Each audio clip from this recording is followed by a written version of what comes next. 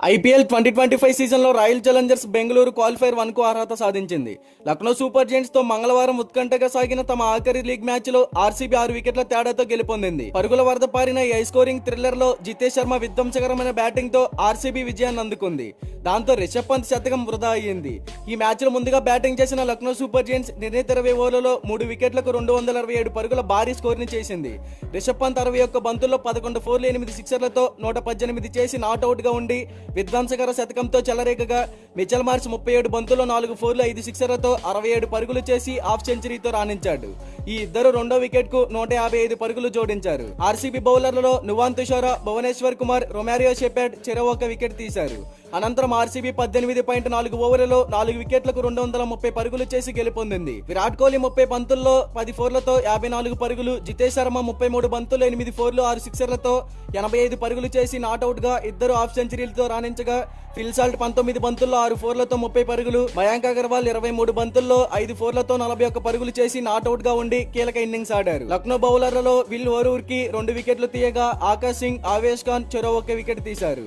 IPL చరిత్రలోనే ఆర్సీబీకి ఇది అతిపెద్ద చేసింగ్. 228 పరుగుల భారీ లక్ష్య ఛేదనలో ఆర్సీబీకి అదిరిపోయే ఆరంభం దక్కింది. ఓపెనర్లు ఫిల్ సాల్ట్, విరాట్ కోహ్లీ దూకుడుగా ఆడారు. తొలి ఓవర్ నుంచే బౌండరీలు మొత్తం మోగించారు. దాంతో ఆర్సీబీ 4 ఓవర్లలోనే 50 పరుగులు చేసింది. ప్రమాదకరంగా మారిన ఈ జోడీని ఆకాష్ సింగ్ విడదీశాడు.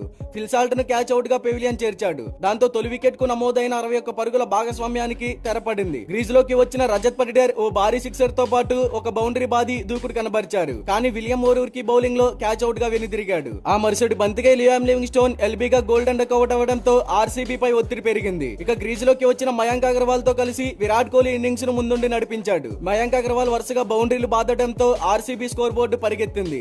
9.1 ఓవర్లోనే 100 పరుగులను పూర్తి చేసుకుంది. 27 బంతుల్లో కోహ్లీ హాఫ్ సెంచరీ కూడా పూర్తయింది. నిలకడగా ఆడుతున్న ఈ జోడీని ఆవేష్ ఖాన్ విడదీశాడు. సెట్ అయిన విరాట్ కోహ్లీని క్యాచ్ అవుట్ గా పెవిలియన్ చేర్చాడు.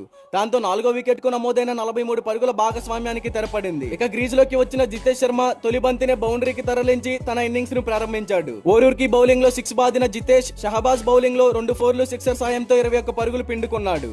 అనంతరం మరింత దూకుడుగా ఆడిన జితేష్ శర్మ దిగ్వేష్ సింగ్ రాతి వేసిన 17వ ఓవర్లో 2 సార్లు అవుట్ అయ్యే ప్రమాదం నుంచి తప్పించుకున్నాడు.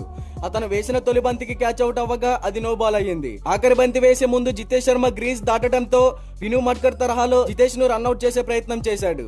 కానీ బౌలింగ్ యాక్షన్ పూర్తవ్వలేదని థర్డ్ అంపైర్ నాట్అవుట్ ఇచ్చాడు. ఈ అవకాశాలతో చెలరేగిన జితేష్ శర్మ విలియం ఓరూర్ కి వేసిన 18వ ఓవర్లో 2 ఫోర్లు 2 సిక్సర్లు బాది 21 పరుగులు పిండుకున్నాడు. ఆయుష్ బోదేని బౌలింగ్ లో జితేష్ శర్మ 6 బాది విజయ లాంఛనాన్ని పూర్తి చేశాడు.